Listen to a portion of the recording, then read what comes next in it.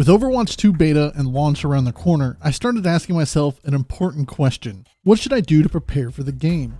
Which heroes should I be spending time on, and which ones are just a waste? So I went ahead and put together a list. For tank, I chose Winston.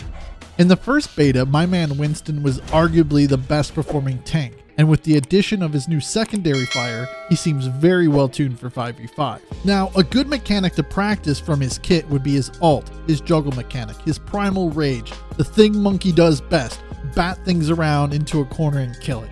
For the tank, I wouldn't spend any time practicing before Overwatch 2, it would have to be, you guessed it, Orisa. With her entire kit and playstyle changing, I don't think it would be wise to sink much time into learning Orisa before the beta. For DPS, I chose Echo.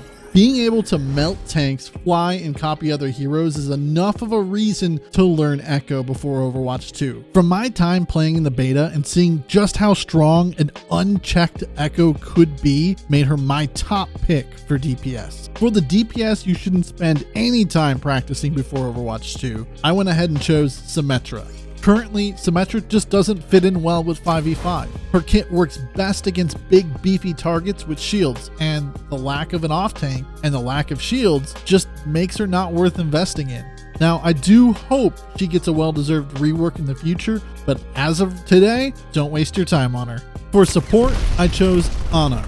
Her kit thrives with the lack of shields. She can turn a fight with just a nade or a sleep dart, and that isn't even her ultimate. With the new passive self-healing that's been added for all the support heroes, she can spend less time nading herself and more time nading the enemy tank player into logging off the game for the rest of the day. Not having an Ana on your team in Overwatch 2 is the equivalent of throwing your match.